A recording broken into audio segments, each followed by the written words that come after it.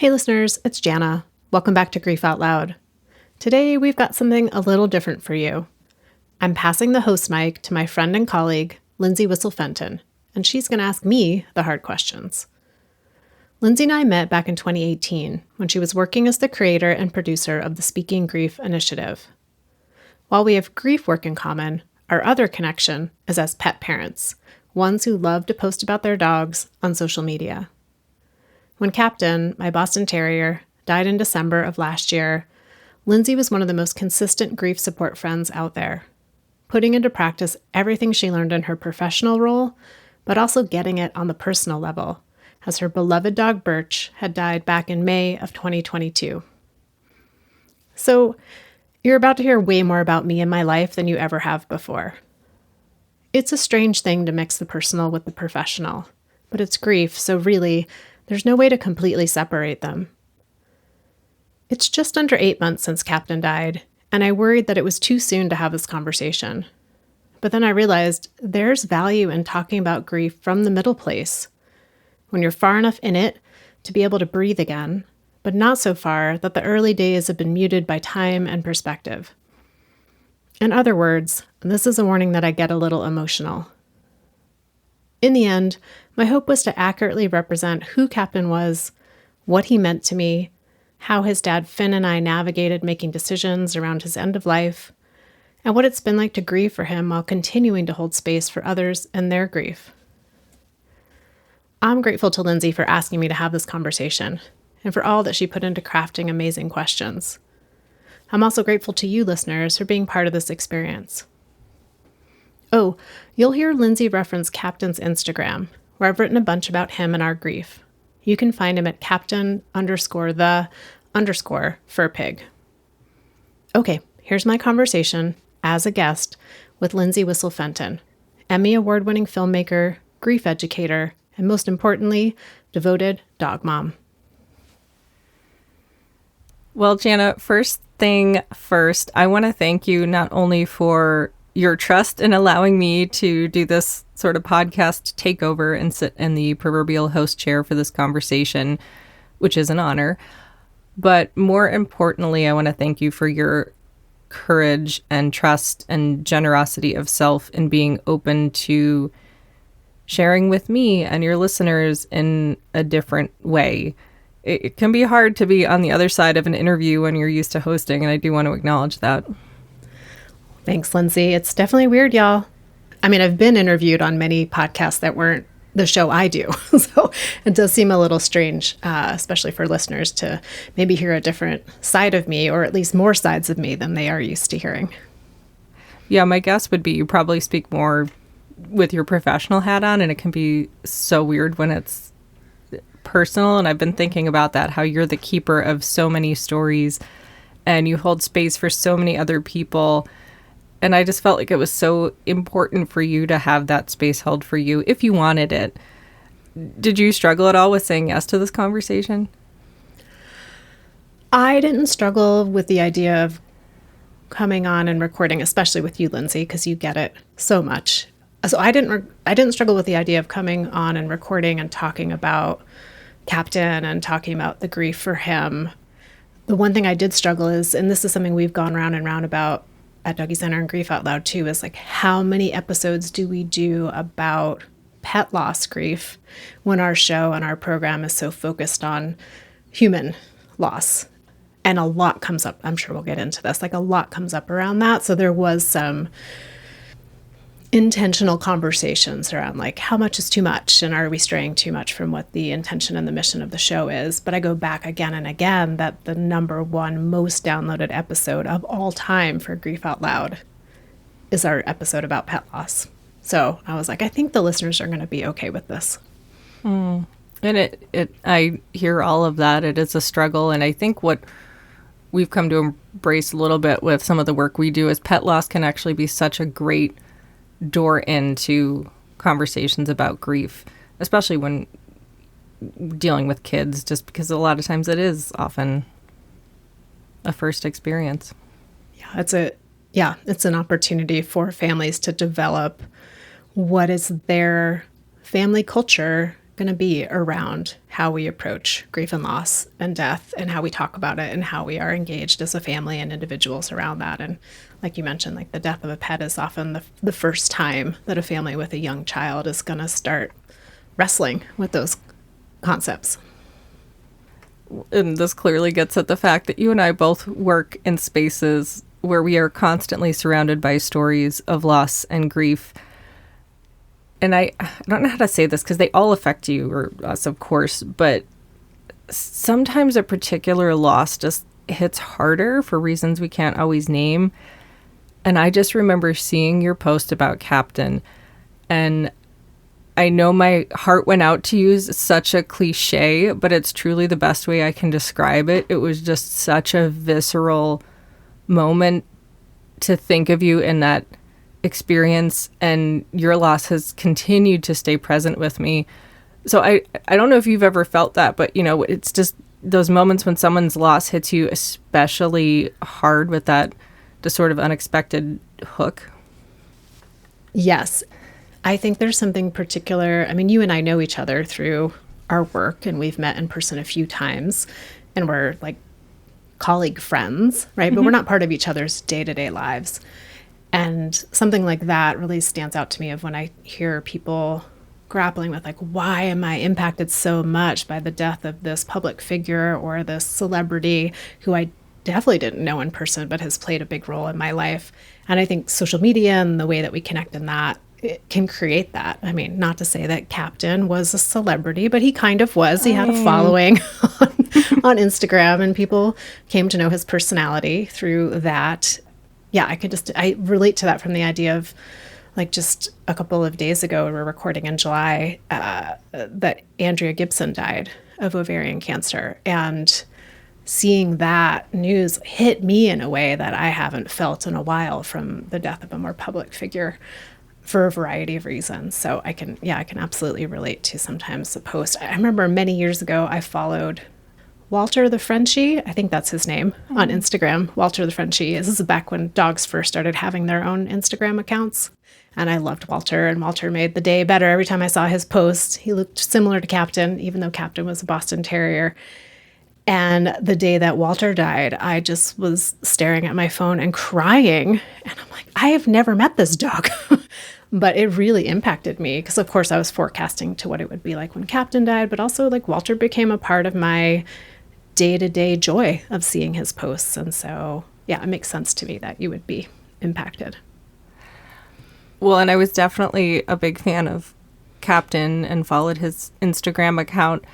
I also think for me, some of it is just, I feel like so much of how we relate to our fur babies is similar, you and I. And there is a line from a post that you wrote, and I'm going to get into several of your posts because you've been so incredible about sharing this experience in a way that I would guess others who are grieving a pet can connect with and feel seen and validated. But you wrote, "We loved every single millisecond with him." And I think that was the post you wrote on the day that he died or the day after. And I just felt that so much. And so I want to go back and start this journey where it starts at that very first millisecond. How did you come to be Captain's mom? Well, it's interesting. Even the term mom is kind of tricky for me, and that is related to the backstory of Captain. So, is there another term you prefer? Well, I've gone around. I've always called myself that lady because I always give Captain this sort of curmudgeon-y personality, which is not what he had at all. That was just his public persona. So I always called myself that lady. Step parent sometimes. Captain and I met. So let's back up even further. So Captain's dad, my partner, Finn. Captain came into Finn's life on December 5th, 2009. At the time, Finn was with his ex-wife, who was a friend of mine. I was friends with Finn and his wife. Probably about I think it was only maybe a month or two after Captain came into Finn's life, Finn and my friend showed up at Dougie Center, where I work. And they come into the building. I don't know why these people are stopping by. And Finn reaches into his hoodie pocket and pulls out the tiniest little cute puppy that anybody has ever seen. And it was Captain. And he just ran all over that little area, little goofball. He was not very big. He couldn't walk very well. He was so cute. And then they packed up and they left. And I didn't see Captain again for about 3 years. When Finn and I reconnected, he and his wife split, and we went on a camping trip. And Captain was 3.5 at that point. And he came camping with us, and I just fell head over heels in love with that dog pretty much instantly. I went off into the woods to pee, and he followed me immediately. And it was just from there on out. So I'm like, I wasn't part of his origin story in a way. I just have that little tiny window into when he was a puppy. But when he was 3.5 is when I kind of came into his life more consistently. Yeah, it's been interesting, and just wanting to really recognize the longer relationship and the different relationship that Captain had with his dad, Finn, versus with me. And so separating myself out a little. So stepmom, that lady. Captain's lady. Yeah, parental caregiver role, I would say. I'm going to parse it out. But that's how Cap and I really connected when he was 3.5. And then when he died on December 8th of 2024, just this past December, he was just over 15 years old. Had pets been a part of your life before Captain, or animals been a part of your life before Captain? Yeah, I'm an only child, so I did have pets growing up who were basically my siblings, along with all my stuffed animals. If any other only children are out there, you're like, hi, meet my friend Teddy and meet my friend Panda, because that's how that rolls when you're an only child. And when I was born, we had a cat named Max, and then my parents got a dog named Spencer for about a week, and Spencer ate all the carpet in the house, and so Spencer was promptly returned to wherever he came from. And then we got another cat named Matchbox when I was in elementary school, and Matchbox decided to go live with another family. So we weren't having a great track record at this point. Max was still in our life. And then we got our dog, Chelsea, who was a West Highland White Terrier when I was in 6th grade. And from that point out, any photo I'm in, I'm holding Chelsea, always. So she and I were super close. And she died when I was out of college. So I wasn't living at home. So my parents really managed Chelsea's end of life. I wasn't really part of it.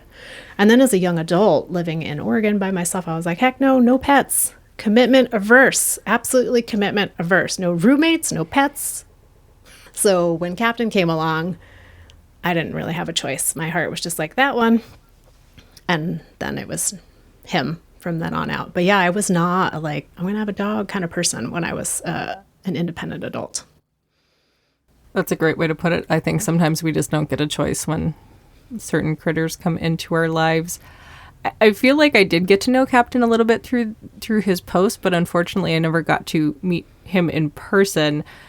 But you were saying his public persona of being a little curmudgeonly wasn't quite on brand with how he was in real life. So what was his true personality? His, favorite things to do, whatever comes up for you that feels important to share about who he was.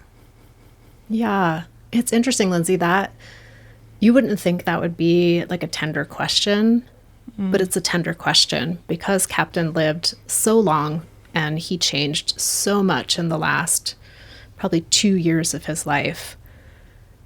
And since he died 7 months ago, it's hard sometimes to remember what he was like before he changed so much. And thankfully there's videos and stories and to try to capture who he was before he changed so much. So he was a pretty silly guy. He loved any toy, but he didn't really want to play with you. He just wanted you to hold it so he could yank on it. So he was silly in his own way, but he was really, and I didn't really think about this till later in his life, he was a really independent guy. Like, he was fine. You could leave him home alone for 8-9 hours. He was totally fine. In fact, sometimes we'd come back in because we forgot something and he would look at us like, are you back already? Like, I was looking forward to some alone time. So he was a really independent guy. He was so easy. We could take him anywhere and he was just perfect. I always call him perfect angel baby because You'd take him paddleboarding and he would just fall asleep on the paddleboard and snore all day long. Or we could take him in the car and he was totally fine in the car. We took him camping. We took him to friends' houses. We took him everywhere. And he just was easy. You could put a plate of food on the ground and he would leave it alone. Like I've never met a dog who can do that. So people always joke, like, I'm actually not prepared to be another dog parent because Captain was way too easy and I don't have any skills in challenging animals. So yeah, he was a sweet guy. He was silly. He loved to just sit on laps, but he wasn't like a needy cuddler at all. Like sometimes you had to force cuddle him. He wasn't going to like come up and jump in your lap. But camping, you could pass him around to anybody at the campfire. He sat on anybody's lap. We dropped him off at friend's house to watch him and he was like, bye, see you guys when you come home. Like he just wasn't he was like sweet, but also just a little, not standoffish, just independent. And he loved his treats and his snacks. And he snored like nobody's business. Like this tiny dog is 19 pounds and he could snore the paint off the walls. So he did not sleep in the bed. He had his own room at all times and a separate sound machine. What else about Cat? I could talk for hours. He had a lot of medical stuff throughout his life. He was diagnosed with a mast cell tumor on his leg when he was about 4. And so he had a couple surgeries with mast cell tumors. He had a benign growth on his jaw and epilus when he was 12. So he had to have half of his jawbone removed.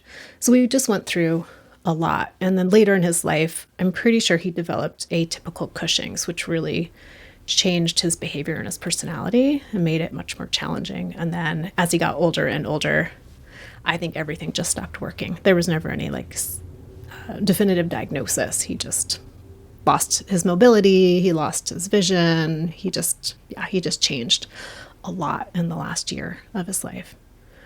What was the original question? What was he like? Right? What was he like? But no, I'm here for all of this. Yeah, he was a sweet, sweet guy. He was a perfect angel baby. The best behaved dog I've ever encountered, which is what he was like until the last 2 years of his life when I think his Cushing's kicked up and it really changed him and his behavior. He was barking a lot. He was panting. He was pacing. He was up all night. It was just such a dramatic shift. That was a really rough year till we figured out what was going on.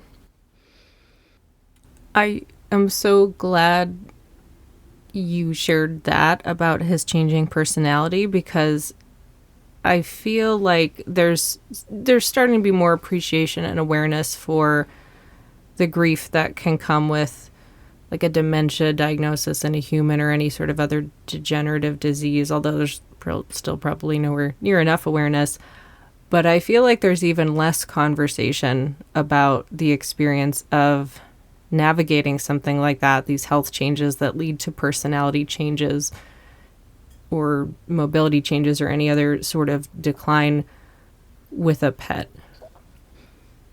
Yeah, and again, thanks to social media, follow, now I get nothing but like older dog posts and people saying, my dog was just like himself up until the day he died. It was so hard to say goodbye. And I feel a mixture of envy and also relief because in a weird way, we said goodbye to Captain 1 million times over the course of a year and a half, 2 years. We said goodbye to, how he was. We said goodbye to his functioning bit by bit. I don't know what's easier or better. I have no idea, right? Because it doesn't really matter. You still lose your person, place, or thing. But it was just like tiny cuts every day. There'd be a little bit of a shift and a change. And all of the research and the emotional labor and the mental labor and the physical labor that goes into caregiving for a person or a pet at the end of life when they do have a more degenerative kind of condition it's intense. It's really intense. I learned more about everything that can happen to an older dog than I ever wanted to know. And even things like, now he needs diapers, but he's the shape of a sausage. So how do we get this diaper to stay on this sausage? He has no hips. He is like a hipless snake. And how do you diaper a snake? You buy suspenders. So he wore old man suspenders with his diaper, but the diaper didn't hold enough pee. So then we look into incontinence pads. And so here I am at 49 standing in the incontinence aisle at the grocery store buying pads for my dog. And then I have to get a diaper, like just so many things along the way. And, we are now the owners of, I think, 32 quilted washable pee pads because I couldn't deal with the paper ones anymore. So just the ingenuity and the creativity that goes into like caregiving at the end of life. And I could go on, but it was just hours and hours and hours and days and days and days of adapting to how he was changing. How were his care providers, his vets and any other specialists you dealt with you as you were navigating all these changes? Oh, that is such a thing, Lindsay. Just as it is when we go for ourselves or for our human people that we care about, like how the medical professionals interact with you means so much. It makes such an impact. And sometimes it's such a positive impact and sometimes it's real ouchy. We were really lucky. His regular vet, I feel like I want to give a shout out to Dr. Curran because she's amazing. She worked with him for years and she was out for about a year towards the end of his life. And she came back and restarted seeing patients maybe about 3 weeks before he died. And the vet clinic called me and was like, Dr. Curran's back. Do you want to set up an appointment? I was like, not really, but could you please let Dr. Curran know that we're getting close to the end of Captain's life if she wants to see him. And she reached out to me and she came to our house and she sat with him for 45 minutes. And she said the most generous thing I think any practitioner has said to us, which is, this is not a dog in distress. You all get to make the decision for yourselves. You don't need to be making a decision for him. Which I don't know if those are her exact words, but that's what I'm recalling right now. And it meant the world to me because Captain was pretty in a compromised state at that point. And we'd had other people in our lives who had been like, you need to let him go. It's not fair. He's in pain, like all that stuff. And she was like, this is not a dog that's in distress. And we just held on to that. It just meant the world. And just to see, he was kind of agitated at that point in his life. And he was so calm in her arms for the whole 45 minutes that she sat with us and held him. And it's really, really special to have had that experience. So I feel really grateful for that. What a gift to have that. I'm just internalizing those words. And as you touched on, with any kind of life transition, loss, parenting, death of a person or a pet, everybody has opinions. You're never going to be short on unsolicited advice and opinions. And that can just make this already awful, anxious, confusing time so much worse. So to have that, really credible professional reassurance, I can only imagine how helpful that must have been. 1,000%. And, neither one of us had the experience of setting a day, picking a time. Like, it's such a weird thing. You pick a day.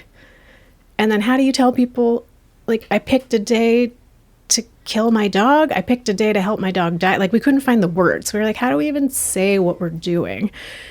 And, we'd be like, should it be tomorrow? Should it be this week? We would go round and round.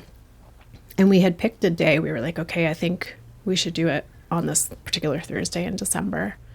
And then we both were like, no, not Thursday, Sunday. We'll do Sunday. And then we would check in every half day, yeah, Sunday, yeah. And that had never happened. It stuck for both of us. And we realized later, after Captain died, that Finn had gotten Captain on December 5th, which was the first day that we had picked. And then we were both like, no, that's not the right day.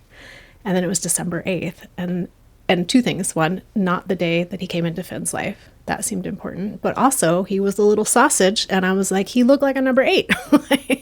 If you lay an 8 down, it's like, oh yeah, that's what he looked like. So the 8 seemed like the right day for him. But yeah, we really just struggled with the language around that. After, we could say Captain died on December 8th. But the only thing I landed on was we're helping Captain leave his body on December 8th. And that felt right to me, coming up to the day. But yeah, it's just, I didn't have established language around it. And that hits on such a unique aspect of pet loss, is one having to make that decision. And I'm I'm never comparing experiences. I know there are circumstances with human death where hard decisions have to be made, but it does seem that the sort of advanced countdown is somewhat unique to knowing that you're going to be euthanizing, putting down, however we want to say it, an animal, having like a time on the calendar where you know it's going to happen. Knowing that date, once you settled on it, how did you help Captain with that transition, in those last days, hours? How did you say goodbye to his physical form? I'm laughing because I'm like, I don't remember. I mean, I do remember. I remember what we did. I can't always remember how it felt, which is interesting. Like, I can recall the facts of the days leading up to it, sort of. It was a Sunday afternoon, so we did have like some weekend time, which was really helpful. Finn was in between jobs at the time, so he was able to be with Captain basically all day long, which was helpful because he couldn't really be by himself probably that last week. He just couldn't. He'd fall over all the time, so somebody had to be holding him, or he was in a stroller. So we thought through like who we wanted to come say goodbye to him. We gave friends notice of when it was going to happen so they could like hold some good thoughts. And then I don't really remember what my parents came and we took him for a stroller walk together. Our really good friends who had watched him many times came and had dinner with him and us the night before. The day of, I think we took him on a lot of stroller walks. You're going to hear that over and over again because that was the one thing we could do with him. I think we went for a stroller walk where we usually do. And then we just sat with him and we were like, this is so weird. We're just sitting here waiting for the Grim Reaper to arrive. Like, what? It was a very surreal experience. And so we went on like 4 stroller walks, I think. I don't know how many. We just kept going on walks. And I think we walked almost right up until when the Grim Reaper vet was scheduled to arrive. And the last one we took him out for, we walked out onto the porch and it had been raining all day and it stopped raining and a huge double rainbow came out right as we stepped out of the house to go on that last stroller walk. And I am not a fan of the Rainbow Bridge term just because I'm always, I don't know. But I was like, okay, fine. All right, Rainbow Bridge people, I'll take it. There's a huge double rainbow. And we took him on the stroller walk. And when we came back, it was the vet was supposed to show up at like 4:45. I think we got back at like 4:38. And we opened up the blanket in the stroller. And I thought he had already died. So I think he knew. I think he was like, I'm out of here, y'all. I know there's going to be a few final steps, but like, I'm leaving already. The vet arrives, and there's just all these infinitesimal decisions you have to make. Where is he going to be? Where are we going to be? The vet kept asking, as they should, in a trauma-informed way, like, are you ready for this next step? And we were like, no, but that's what's happening. Are you ready for this next step? No, but that's what's happening. So, it all went as good as something like that can go. And it's all agonizing and weird and impossible and possible. And it's happening and you don't want it to be happening, but you need it to be happening. I mean, it's just all those things. As these things go, the weirdest thing, we had been told by our friend who'd used the same service that they will take your pet and put it in this lovely little blanket and basket and take your pet to their car.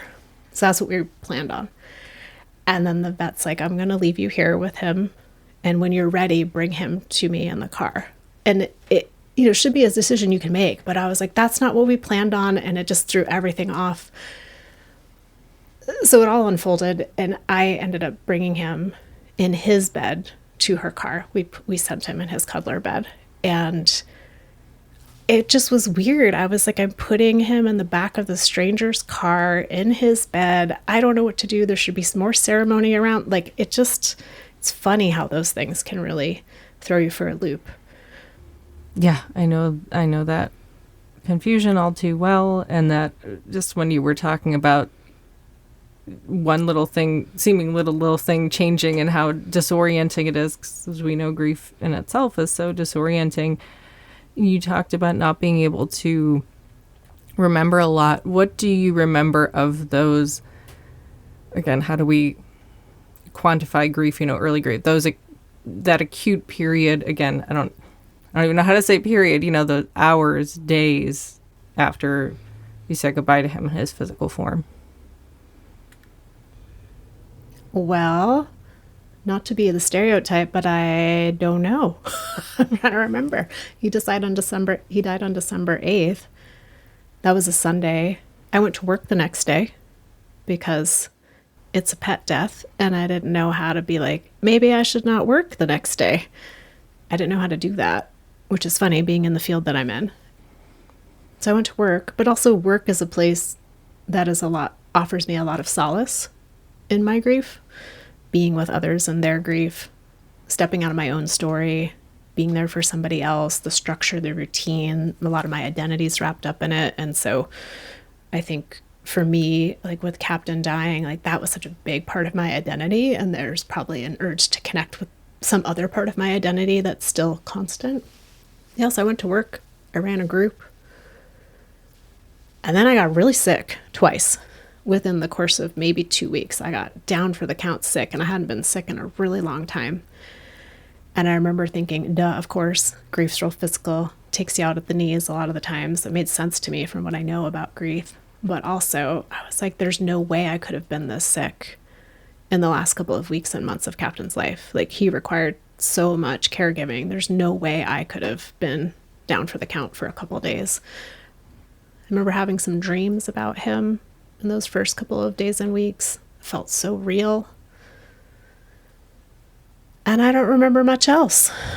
I do remember, one thing I do remember is probably the last couple of months of his life, we kept having to move him around the house, and his bed had to go in the kitchen because it was the easiest way to contain him and all the peeing that was happening and just everything that was going on.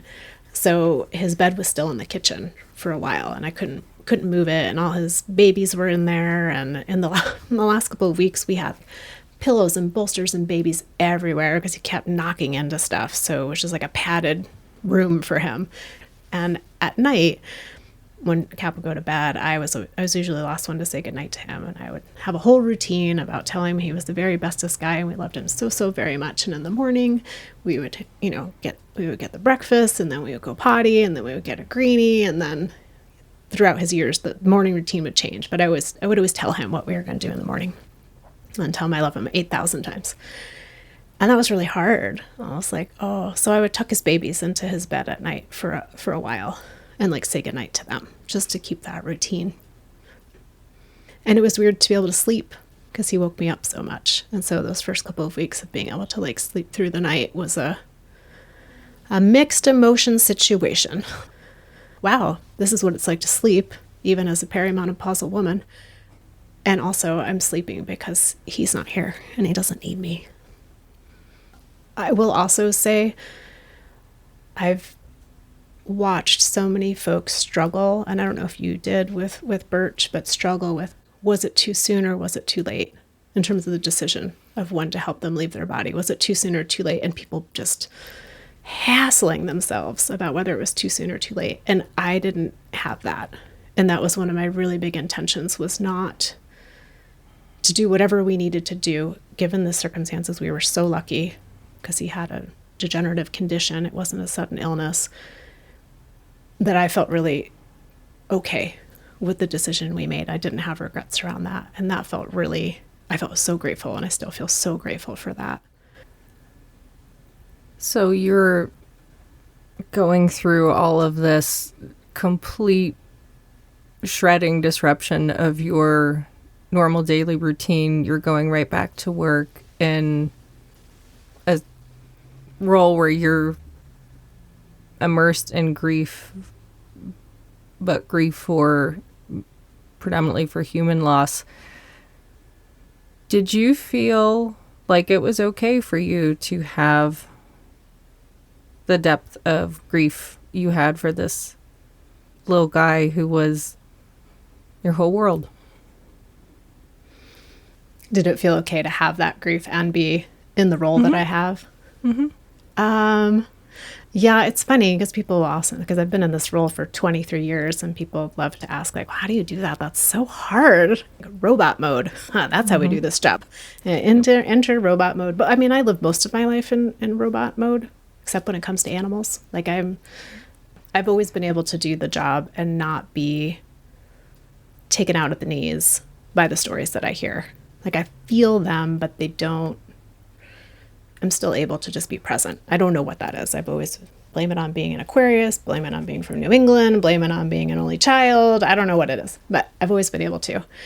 And in those first couple of weeks after Captain died, robot mode was not as sound as it had been my whole career. There would be little like breakthroughs, like a radio frequency being like, shh, and I'd shove it back down and be present again. And then it would come up. So it took more work on my part. I don't know, I could ask all the people I work with. I don't think it came through in the work I was doing, but it was coming through for me. So it just took an extra step for me. Usually I can just engage in a conversation for an interview. I can engage in a group. I can engage in a support conversation with a volunteer and be present. And I had to do a little like, shove it back down and we'll deal with that later.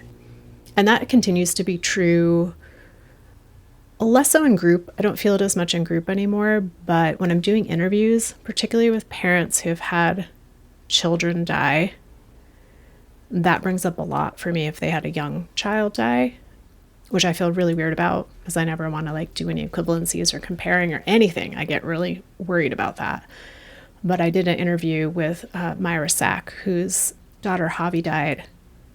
I think she was just over 2 years old, and she had Tay-Sachs disease. And so she lost all of her functioning bit by bit by bit. And Javi never had the capacity to communicate with words, but she communicated in thousands of other ways. That we recorded maybe, I don't know, like a month or two after Captain died. That one was real close to home. And it made for a more meaningful interview. It made for a more profound connection between me and Myra, and I felt kind of weird, all my professional stuff comes up.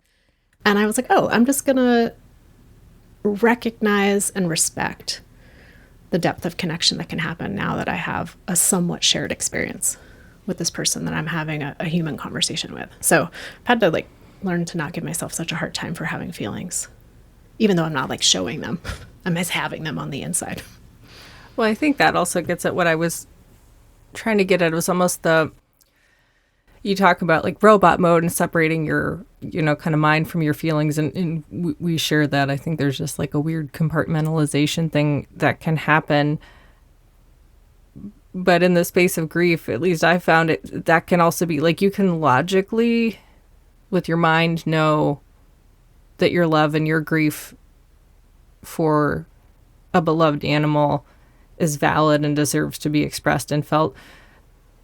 But emotionally, sometimes it can be hard to let that in, especially as we internalize some of the, messages that probably have seeped in throughout our life. So I'm wondering if you felt like you had the permission from yourself or whatever source you needed to fully lean into the depth of your grief. Yes, and so one of the components of our peer grief support groups at Dougy Center is that we do an opening circle and everyone goes around and shares their name and their age, depending on what group you're in, pronoun if you want to, who died and how that person or people died, using whatever language feels most relevant for you. And in the first, and even now, I usually do not share, my name is Jana, my pronouns are she, her, and my dog Captain died. I don't share that as part of opening circle because the groups I'm running are for folks who are coming to talk about humans who have died. So I don't share that. And that doesn't feel inauthentic. It just feels intentional based on the model. I'll sometimes occasionally say something, especially if a kid or a teen mentions that they had an animal die, then I will say that. But also in our model, prior to being with the people, the participants, we're with the volunteers who are running the groups with us, since we have a pre-meeting and a post-meeting. And I shared very openly in the pre-meetings because people had heard me talk about Captain for the last 12 years of my life of being with them. And so I wasn't going to not talk about him then.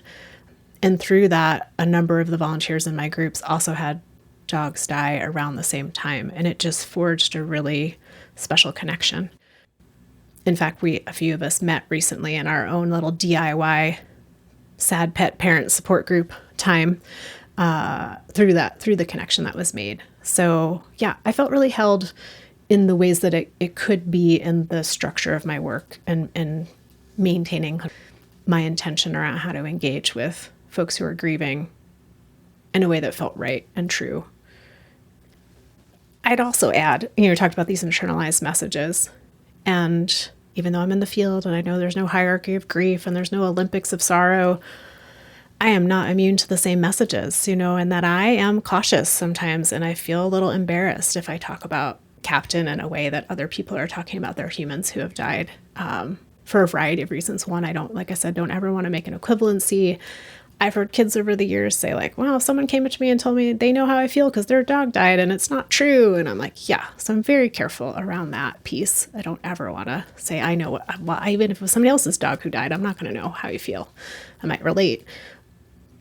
But there was another layer there for me that I wasn't expecting, which is a little bit of embarrassment, shame around a dog being such a big part of my life. And I worried that people would look at me and be like, well, that lady, she needs more going on in her life if she's that upset about her dog dying. And I thought, wow, that's an interesting message coming through. So I feel like I've been living in this sort of bifurcated reality where I'm like, psh, whatever. And also I do have a little bit of that, like, oh my gosh, what is wrong with me? And that this little creature became my whole world. And that's not cool. You need more in your life, Jana. So I think that just speaks to, again, how we preference and center human to human connection over human to animal connection. You talked about tucking in Captain's babies at night, and that leads me to wonder about your relationship with Captain's stuff. All those physical reminders that are left after any being we love dies, and, with all things grief, there's no one way to relate to these artifacts. So I know people who can't wait to get things out of sight because it's too painful, and then other people who just want to embrace every last thing, and there's no right or wrong way. So, long-winded way of asking, Jana, what's your relationship with Captain's stuff been? It's such a good question, Lindsey, and I think it's an amazing window into how we all respond in our own ways to grief, and what it's like then if you're in a family of different humans trying to navigate how you want to handle stuff. That's a whole other story. Thankfully, Finn and I have been on pretty much the same page about that. One story I'll share is the night Captain died. So Grim Reaper vet left probably around 5:30, 6 o'clock. And at that point, the kitchen, like I said, was covered in these quilted pea pads. We hadn't seen the flooring in months, like just these gray quilted pea pads. They have little paw prints on them. And his bed and his babies, and we had to put up like toddler squishy pad stuff on all the corners of all the cabinets because he was running into those. So that stuff was everywhere. And he was having a hard time eating on his own the last day and a half. And we had these like paper pea pads down where he was eating, and we were hand feeding him. And sometimes some of the food would get like dropped on the pea pad. And I remember I went into the kitchen after he died, and I looked around and I was like, that has to go. I can't look at that. Like, that's got to go. This one particular pea pad that had some food residue on it. I was like, that's got to go right now. And then a day or two later, I was like, I wish I had saved it. And I was like, oh, wow. Like, we're really attached to things if we're wanting the meat stained pea pad that he had eaten off of last. I did not take it back out of the trash, everybody, just so you know. We let that one go. But and I wanted the squishy stuff on the cabinets off. Like, I think we took those off that night because those represented such a hard couple of days when he was just banging into things, and it was so heart-wrenching. So that went. But we couldn't move those pea pads for probably a month. And it was a big deal when we finally did. And we took up like one at a time. We would just move one and we'd adapt to it. And I was like, God, that kitchen floor is so ugly. There's a reason why we kept it covered with those quilted pea pads. But we have all his babies, His bed is set up. We did move his bed out of the kitchen because it really wasn't that convenient. So it's in a new space, and it's kind of weird where his bed is not a place he ever slept. So that feels a little strange to me, but we have a tiny house, it's the only space it fits. All his babies, we used to buy him many Christmas presents, but we used to buy like a Christmas themed stuffy every year. And usually it had some kind of hedgehog theme. And for some reason, Finn went to the store after Captain died and bought 4 hedgehogs, Christmas hedgehogs. And so they're all in the bed, even though he never had those as his babies. We built a memorial shelf where we have his ashes and photos and things like a memorial candle that somebody sent us, like just various things that's on his memorial shelf. We have an entire wall that's covered in nothing but Captain photos. We have a Lego installation that Finn did of Captain for his 15th birthday. That's up on the wall. I mean, it's just like as my mom says, a museum to Captain. She asked the other day, she's like, if you ever get another dog, do you think he's going to be insulted by all this Captain stuff? I was like, we'll figure it out when we get there if we get another dog. So all that. Eventually, we did pack up all his medical intervention things, his diapers, his suspenders, his pee pads, his diaper. We got tubs and we put all that stuff in there. We weren't ready to get rid of it. So we kept all that, and we kept all his clothes. Yeah, I don't think we've really gotten rid of anything except for that meat food stained pee pad the first night and the little squishy things on the corners of the cabinets. But we've kept, I think, pretty much everything else. And every night I sleep with one of his original Santa hedgie that I'm holding in my lap for this interview. So I sleep with that every night. So yeah, there's just a lot of Captain stuff all over the place. Someone gave us a sticker printer, which I highly recommend. They're like the best thing ever. You just connect it to your phone. And so every couple of days I just print up another sticker. Now all the plant pots have Captain stickers on them. They're all over the refrigerator. There's cat foot stuff everywhere. I did want to offer a moment of dog mom, stepmom, caregiver, parent solidarity of, if it makes you feel any better with the stained pee pad. I still remember after Birch died, I had like a little mini garbage can that I would keep by the door, and I would, throw her little poop bags in.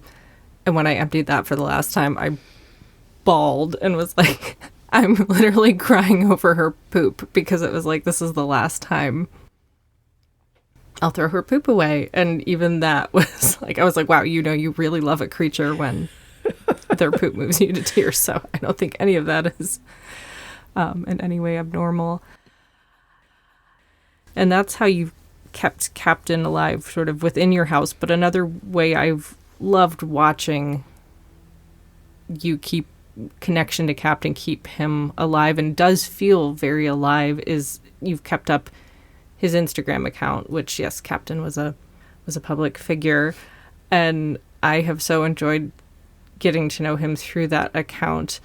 And I love that you are continuing that. I've seen on different milestones, I remember seeing a video of him on, I think, Valentine's Day, like scarfing a cookie, because I'm assuming that's what he would have been doing on that day. And I just also want you to know that when he was so freaking adorable, and just seeing his face and any number of his antics makes me smile. But I want you to know that is part of his legacy, is that even now he continues to bring joy and silliness and warm and fuzzies. And oh my gosh, every single time I see that picture of him in the sunglasses, like I don't think I could pick a favorite picture, as I'm sure you can't, but it just, you can't help but smile. So he is still alive in other people's lives as he is in yours, I believe.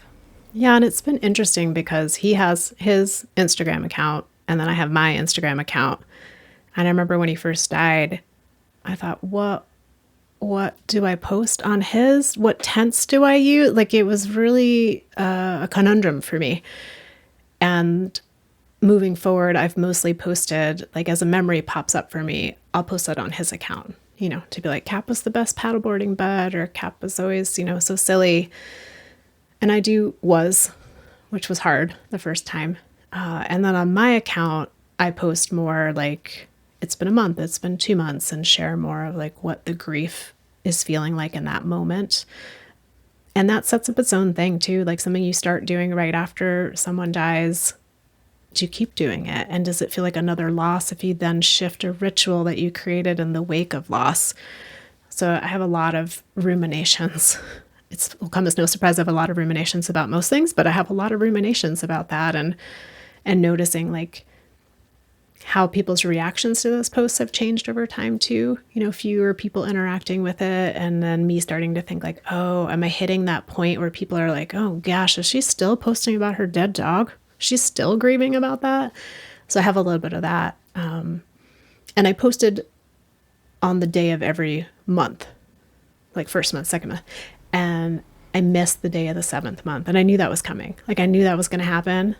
And then it happened. And I had a lot of feelings about that. I was like, oh yeah, that's going to shift. There's going to come a time where I don't post at all for a month. And then maybe I'll post at a year, and having to just be okay with the coping things or the expression things we put into place after someone or something we care about dies will shift. And that's okay, because the grief is changing too. I was going to mention that 7-month post where you shared that it had gone by, because that can be so hard as things shift and change. And this is another one of those things where working in a space with this professionally, it's one thing to know logically or to even counsel others with, of like, it's totally fine for that to happen. It makes sense, and it's going to change. And it's so different when you're living it. And in a weird way, I'm grateful to have some embodied experiences that reflect the ones that I hear about with the folks that I support, because it helps me have a different level of not compassion, but getting it. Like again, it's like, yeah, I could get it when people were sharing about these things, and I got it intellectually, and I was there to be like, it's okay, it makes sense, totally normal. But to like get it on the body level, it's just different. Yeah. So in a way, it's helping me in my work, I think, to have this experience. Well, and you share so vulnerably, and I or candidly maybe is a better word. And I just want to reflect back to you that even if what you're doing is for you to process your feelings, that it is a gift or a resource for other people, because I know I've felt seen and understood seeing you put words to things that I've felt. And I did want to call attention to one of those posts where you were so graciously candid, and it was a post about you walking on the beach and seeing other people with their dogs and sharing very honestly about some of the envy and resentment you felt, because I know those feelings, and I feel like many, if not most people who have ever lost a person, place, or thing can relate to that. Yeah. I know. I just be like, these people just like having fun with their dogs, not even noticing them. They're on their phone, their dog's running around. They're missing a second, knowing that I missed thousands of seconds with Captain of being distracted, or like, I got to wash these dishes right now and I can't play with you, or whatever. Like I was like, oh, I just remember feeling envious of the normalcy that those folks were getting to enjoy with their pets. And it reminded me, I don't know if this was a story of somebody I worked with shared or a friend of mine, but like their parent was going through a health crisis, and they were at the hospital a lot, and it was up and down. And they remember thinking, I just want to be able to go to the grocery store and buy some soup. And I can't do that in my day-to-day life right now because I'm in this health crisis with my parent. And yeah, I just remember thinking that often of like, oh, the privilege of just doing a day-to-day thing and not even having to think twice about it. Like getting up and picking up Birch's poop in the lawn and putting it in the little can and not even thinking twice about it. And then the meaningfulness of the last time of emptying the can. So I'd love to say it's made me so present with every moment, with everyone I care about. And I am, like, I think maybe more so than I might be if I wasn't in this job. But you're going to miss stuff. You can't. Like, we're not presence robots. Well, yeah, and I wanted to highlight that and sort of co-sign and underscore that all those feelings, we really don't like to talk about grief at all. And I feel like we really like when you get into envy, resentment. I was actually just listening to some of your other podcasts, and someone was talking about going to like a widowers group, and it was mostly older people, and this was somebody who had lost a partner younger, and just those feelings coming up of like, well, you got 40 some years with them, I had 5, and just how human that is and how okay that is. So those are some of the harder moments that can happen when we see something that reminds us of maybe what's not there. On the flip side, I'm wondering if there have been any, people call them winks, grief wink moments where you've really felt Captain's presence and like he was giving you a special nudge to let you know, hey, lady, I'm still around.